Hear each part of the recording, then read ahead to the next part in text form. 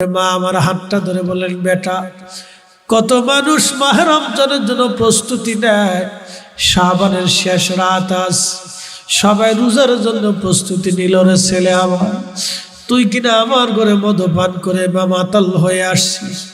কত ছেলে মারা যায়, তুই কি মরতে পারিস না?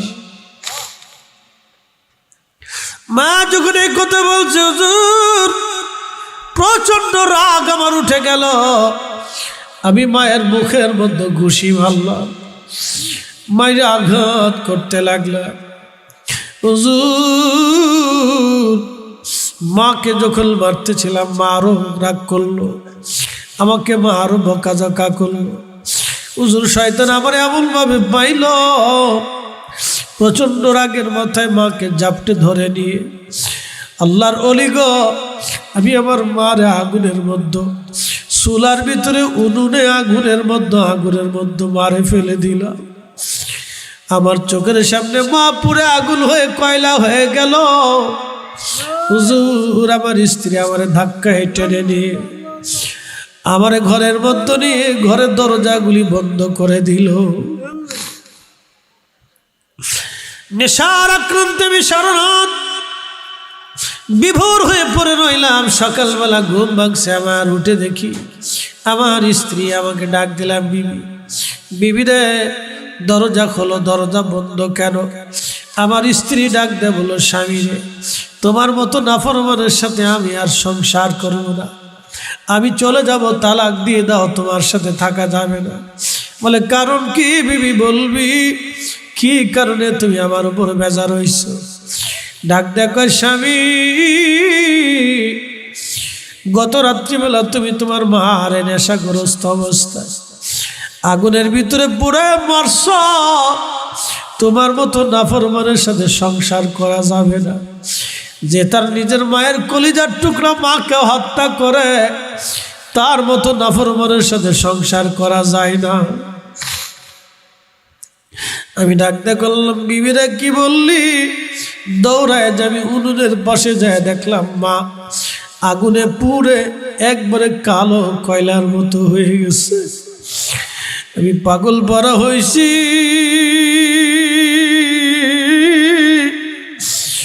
আমি পাগল হয়ে গেলাম। হায় হায়, কি জীবনের সর্বনাশ আমি করছি, করলাম কি আমি রে? উপায় হবে কি আমার? আমি আমার মায়ের দাফল কাবুল করছি। হুজুর ক্ষমা পাওয়ার আশায় আমার স্ত্রীকে তালাক দেয় বিবি থেকে জুদা হয়েছি। আমার 7,000 স্বর্ণ মুদ্রা ছিল, বর্তমানে 7,000 কোটি টাকা হবে। হুজুর আমি সব স্বর্ণ মুদ্রাগুলি আল্লাহ রাস্তায় দান করছি, যদি আল্লাহ মাফ করে। আমার 12 জন দাসীবাদী ছিল, আমি আল্লাহর হস্তে মুক্ত করে দিয়েছি, যদি আল্লাহ ক্ষমা করে। হুজুর আমার যত জমি ছিল সব আল্লাহর পথে দান করছি, যদি রব আমাকে মাফ করে দেয়। আল্লাহর ওলি, তারপরও মনের আশা পুরা হয় নাই, আমার ক্ষমা হয় নাই। আমি আমার যেই হাত দিয়ে বাইরে মারছিলাম, ঘুষি দিয়েছিলাম, আঘাত করেছিলাম, হুজুর আমার ডান হাত দেখেন আমি নিজে হাতে কেটে ফেলেছি। আমি আমার হাতটা নিজে হাতে কাটছি, যদি আল্লাহ মাফ করে দেয়। তারপর মন মানে না, আমি সমরকন্দ থেকে রওনা দিয়ে হেরেমে আসছি। 40টা বছর ধরে হেরেমে মাকামে ইব্রাহিমে ইবাদত করি, কাবা শরীফ ধরে ধরে কান্দি।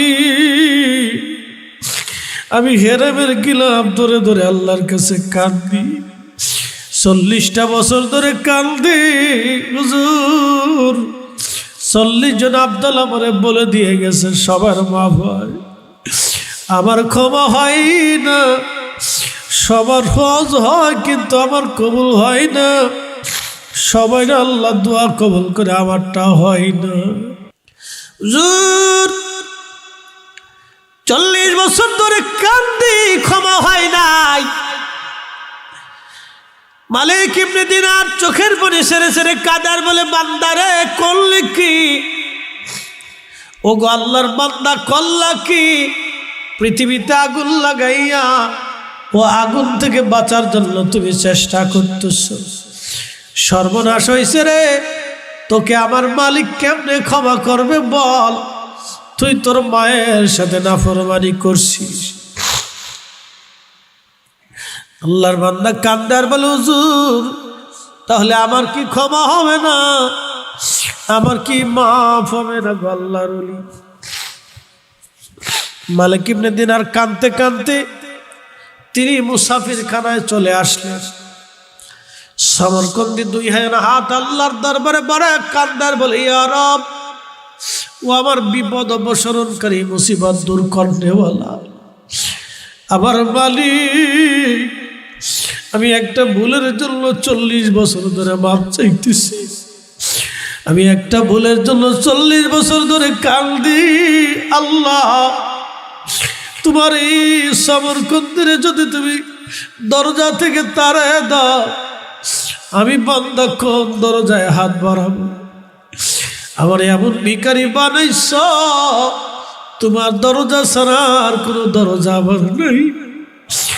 আমার এমন ভিখারি বানাইছ, তোমার কাছে ছাড়া ভিক্ষা চাওয়ার আর কেউ নাই।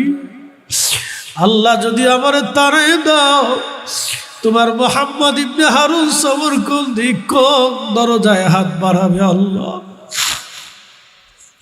আমি মাকাম ইব্রাহিম 40 বছরের ইবাদত দিয়ে তোমার কাছে কাঁদতেছি। আল্লাহ, আমারে মাফ করো, ক্ষমা করে দাও আমারে। এইভাবে যখন বিনয়ে বিনয়ে কাঁদে, আল্লাহর বান্দা বিনয়ে বিনয়ে কান্না করলো।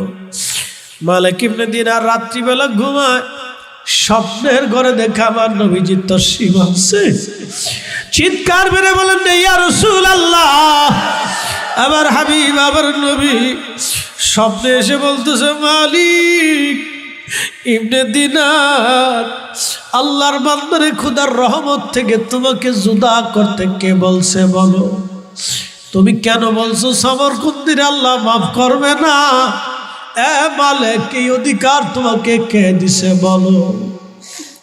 মালিক ইবনে দিনার কেঁদে দিয়ে বলো, হুজুর আমার ভুল হয়েছে, আপনি আমার মাফ করে দেন। নবী ডাক দেখা, মালিক রে তুমি কি জানো না? কুল ইয়া ইবাদিয়াল্লাযীনা আসরাফু আলা আনফুসিহিম লা তাকনাতু মির রাহমাতিল্লাহ। আল্লাহ রহমত থেকে আল্লাহ জুদা হতে নিষেধ করে দিয়েছে। আল্লাহ রহমত থেকে আল্লাহ মাহরুম হতে নিষেধ করে দিয়েছে। আল্লাহ রহমতের ভরসা থেকে আলাদা হতে আল্লাহ নিষেধ করছে। আলা ইয়াগফিরু যুনুবা জামিআ, ইন্নাল্লাহা ইয়াগফিরু যুনুবা জামিআ। আল্লাহ অবশ্যই সমস্ত গুনাহগুলি মাফ করে দেবে, ওয়াদা করছে। তুমি কেন বলছো আল্লাহ তারে মাফ করবে না বলো? মালিক ইবনে দিনার, তাড়াতাড়ি যাও, আমার সমরকন্দিরে যে সুসংবাদ দাও, আমার আল্লাহ আমার সমরকন্দির অপরাধ মাফ করে দিছে। এ সমরকন্দি মালিক, তুমি যা বলো সমরকন্দির আল্লাহ মাফ করে দিয়েছে, কিন্তু নবীজি বললেন সমরকন্দিরে বলো আল্লাহ তাকে মাফ করছে। কিয়ামতের ময়দান কায়েম হবে, মালিক ইয়াউমিদ্দিন, বিচার দিনের মালিক হবে আমার আল্লাহ। বিচার দিনের মালিক আল্লাহ। সমরকন্দির মা আল্লাহর আদালতে কিয়ামতের ময়দানে মামলা দায়ের করবে। আল্লাহ মামলা যখন দায়ের হবে, মা সন্তানের বিরুদ্ধে মামলা করছে, কঠিন হাসরে আল্লাহর আদালত বসবে।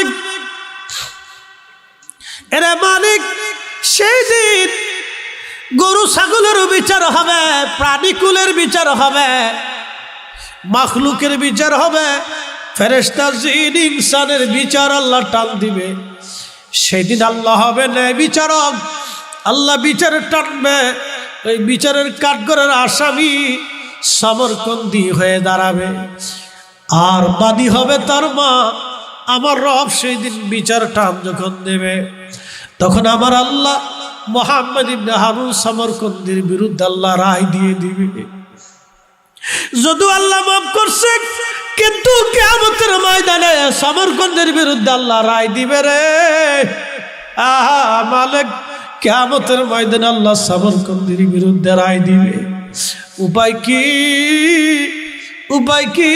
উপায় নাই। যুবকরে বলে দিয়ে যাই, বন্ধু বলে দিয়ে যাই, ফরিদি সাহেব যত বড় বক্তা হোক, মা যদি বেজার হয় জান্নাত হবে না।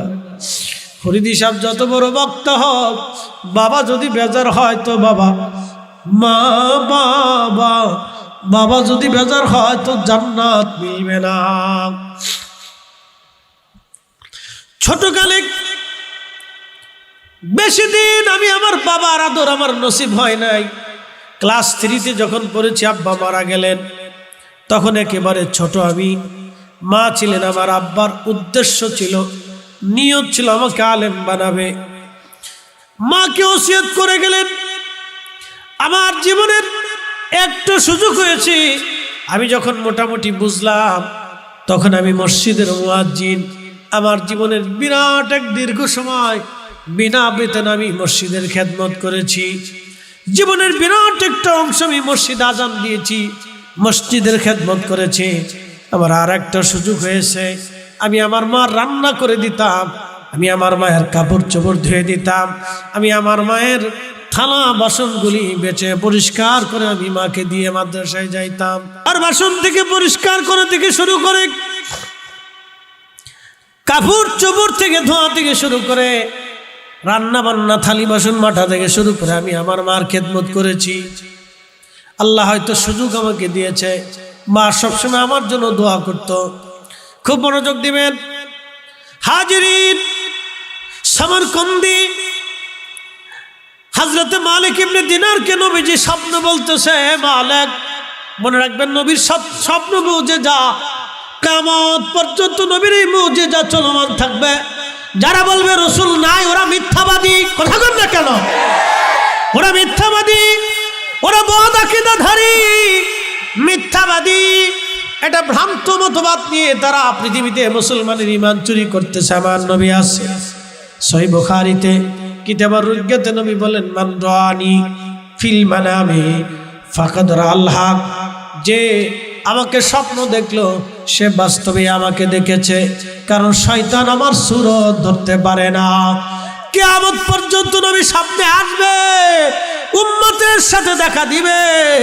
তার মানে নবীর জায়গা নবী আছে, আমাদের চোখের জায়গা চোখ নাই। ঠিক কিনা?